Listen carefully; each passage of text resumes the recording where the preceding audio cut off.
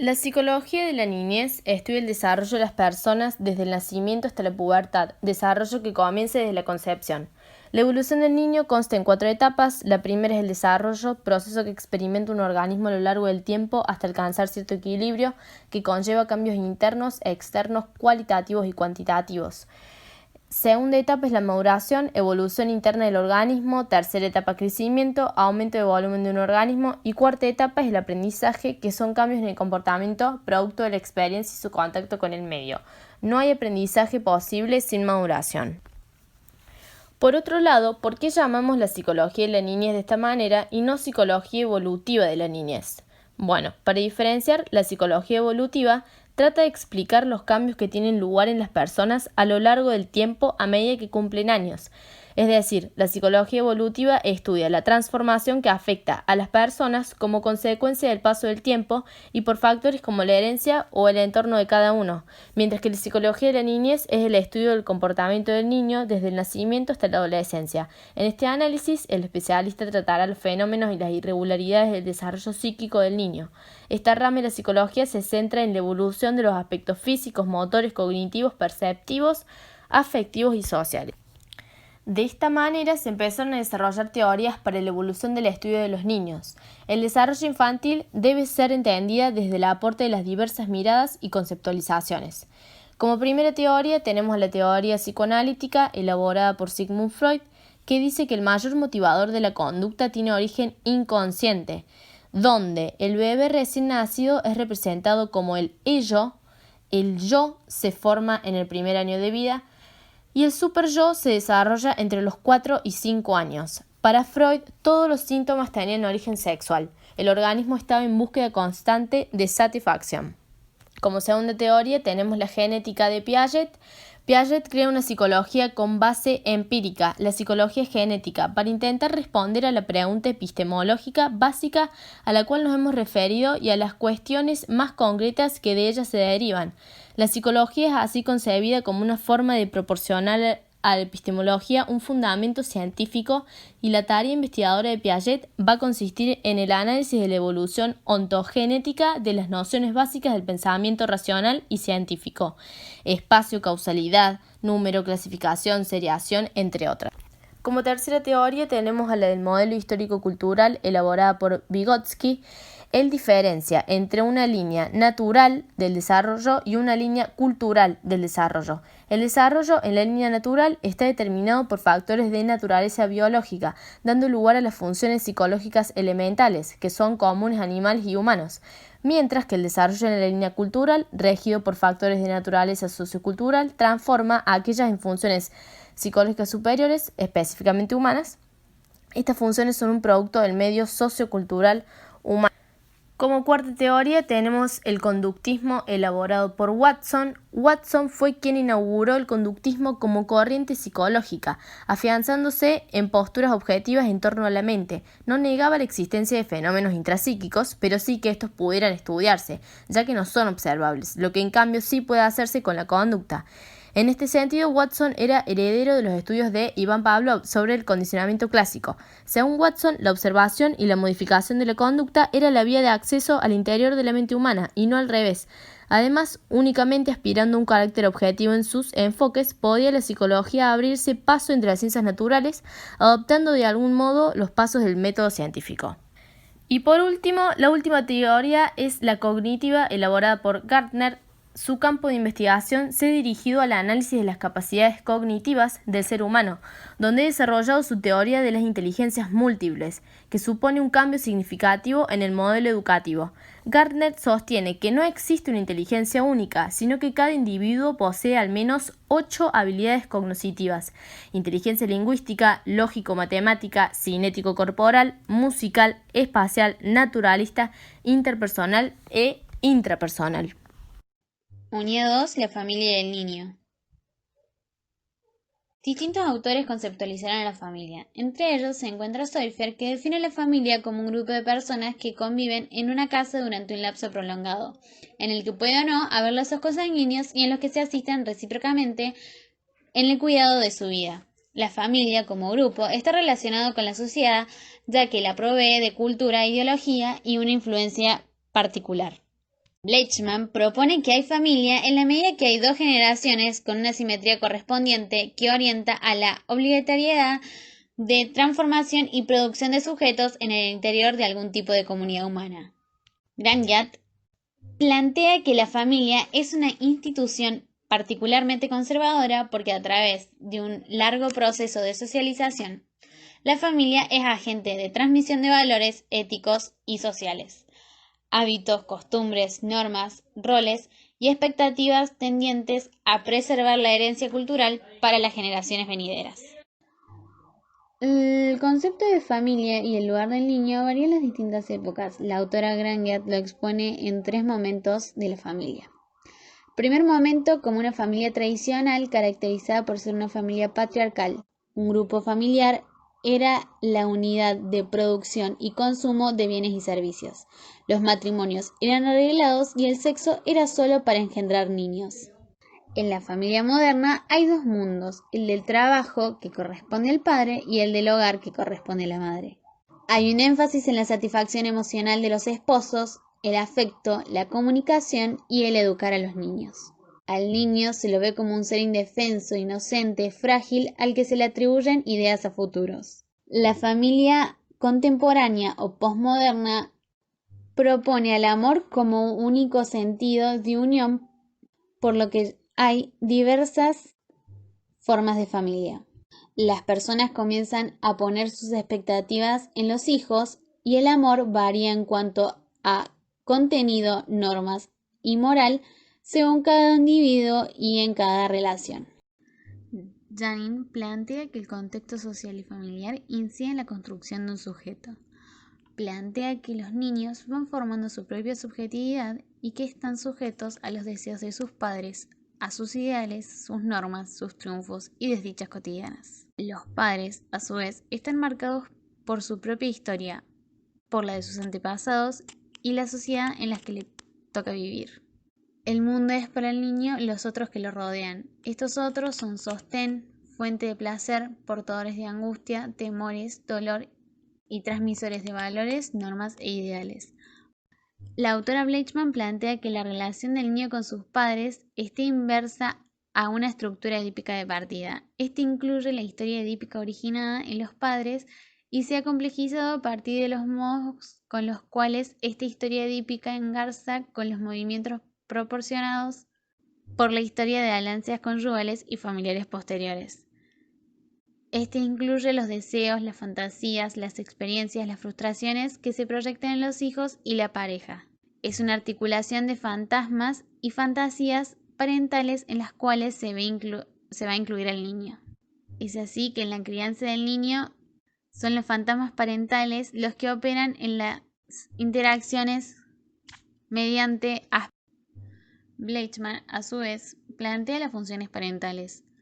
La función materna opera como madre de implantación, como sujeto de inconsciente que emite mensajes erotizantes y de esta manera implanta la pulsión en el niño. La madre ve al niño como un todo. Esto remite a situaciones de completud e incompletud, que luego caen bajo la forma del preconsciente reprimido o del yo inconsciente. Este aspecto de la madre es el de la narcisación. Esta vivencia genera una serie de conductas en la madre. Acariciarlo, hablarle, acunarle, genera las redes colaterales, en donde se sentará el yo posteriormente. En las funciones paternas también opera implantando y narcisando. Es el sostén de la madre y en el puerperio favorece el drenado del alivio de la madre, impidiendo así que se sobrevista en el bebé. También favorece la separación madre-hijo. El padre debe exigirle la renuncia a la madre, pero a la vez presentarle otras mujeres. Su función es rivalizante y pautante. Bueno, yo voy a hablar de la unidad 3, que la unidad 3 hace referencia al desarrollo antes del nacimiento.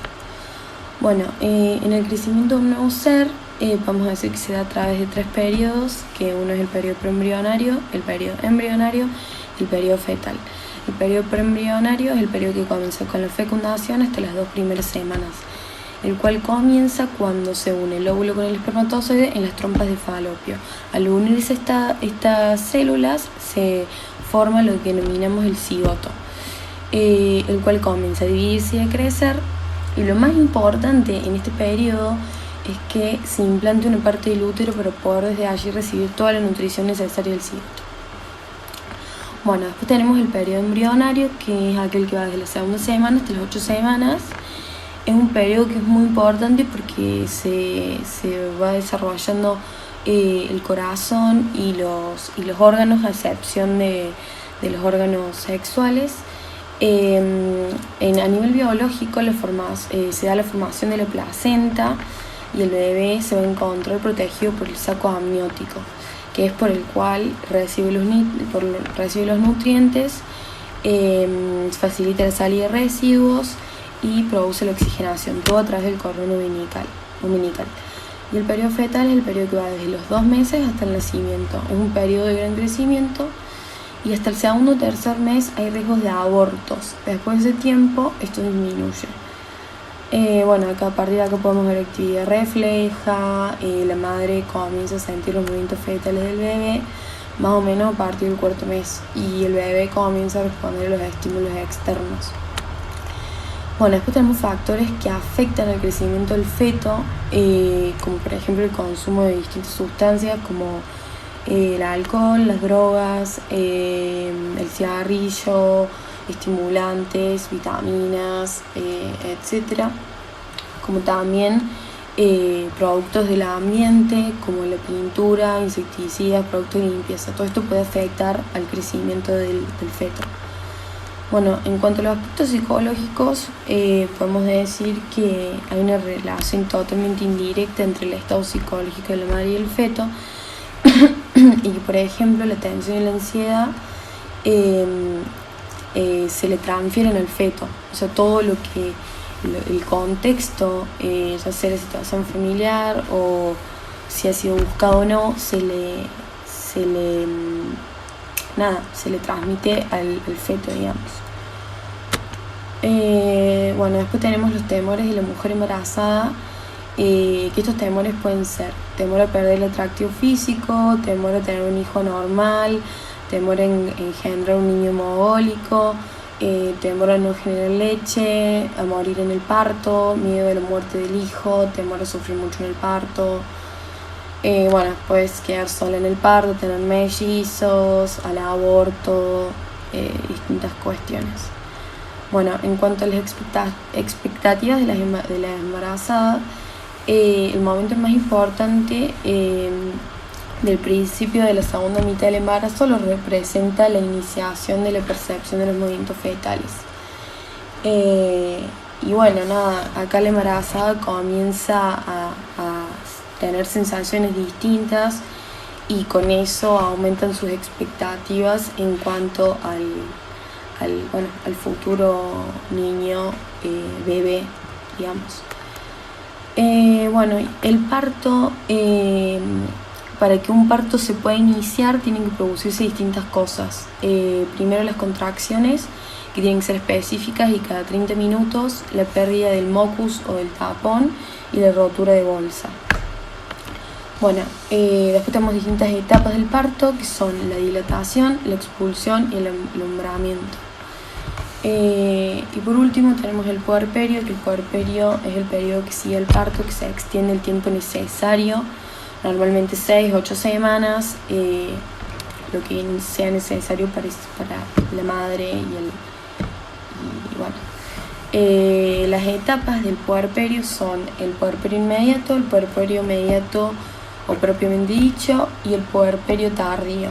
El puerperio inmediato comprende las primeras 24 horas y se pone en juego los mecanismos hemostáticos uterinos. Y el puerperio inmediato, propiamente dicho, abarca el segundo al séptimo día. El puerperio tardío va desde el 8.º día hasta las 6 semanas. En la unidad número 4 vamos a hablar sobre el infante y sus primeros momentos constitutivos. El momento del nacimiento es sin duda un instante de choque por el cambio que se supone pasar de encontrarse en un ambiente perfectamente controlado y estable, con todas las funciones satisfechas, a tener que enfrentarse con un ambiente más cambiante e incluso hostil, en la que la supervivencia resulta más difícil. Algunos psicoanalistas sostienen que el nacimiento supone un trauma que genera que subsista en los humanos un deseo inconsciente de volver al útero, que simboliza una vuelta a una situación sin conflicto en la que otros velan por nosotros. La salida al mundo exige una adaptación y unos cambios que lleva consigo algunos riesgos. El primer problema es que en el momento de nacer el niño debe empezar a respirar inmediatamente. El cerebro puede quedar dañado irreversiblemente y el niño convierte en un débil mental profundo. Otro riesgo es que se produzcan hemorragias cerebrales debido a las altas presiones que la cabeza del niño experimenta durante el parto. Una vez fuera, el niño debe empezar a controlarse la temperatura rápidamente. El neonato presenta capacidades variadas que se pueden clasificar en 3 grupos o sistemas. Sistemas para recibir información del exterior, como la percepción visual, auditiva, táctil. Sistema para actuar, en donde están involucrados los reflejos de succión, presión, marcha, Babinski. Y sistemas para transmitir información, que son para comunicar necesidades, manifestar estados, como el llanto, expresiones emocionales, la sonrisa. El recién nacido pasa a lo largo del día por diversos estados, como un sueño regular, un sueño irregular, la inactividad alerta, actividad despierto, el llanto. El test de Apgar es un sistema de evaluación sencillo y rápido que permite establecer el estado general del neonato.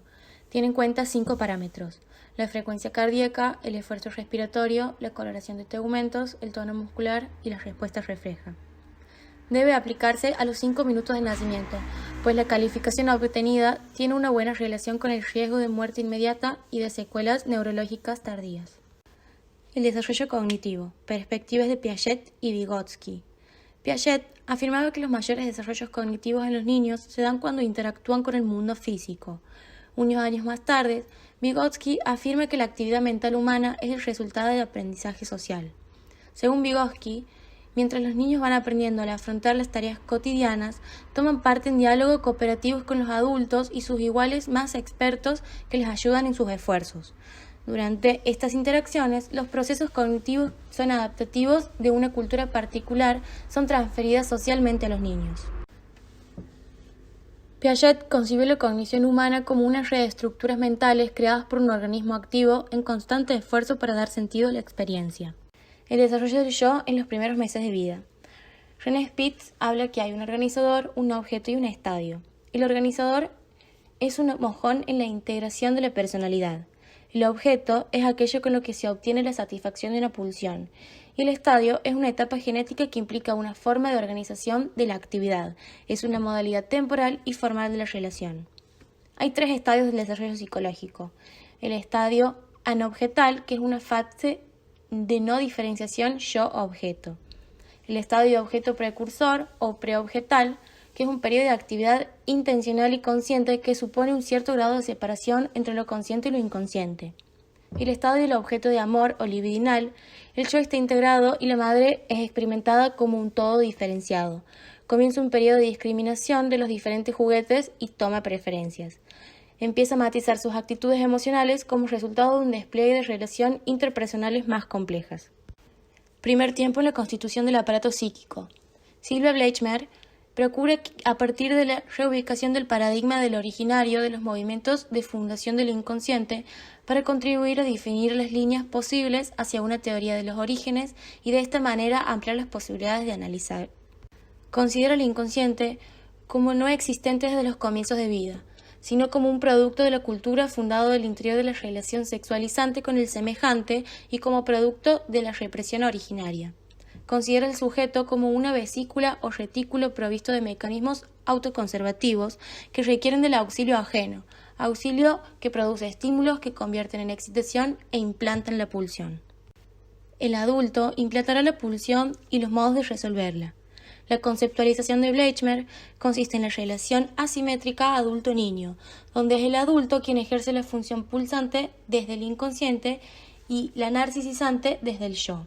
Es el semejante humano adulto como sujeto clivado y con sus 2 sistemas el que realizará esta acción humanizante sobre la cría. 3 ensayos sobre una teoría sexual.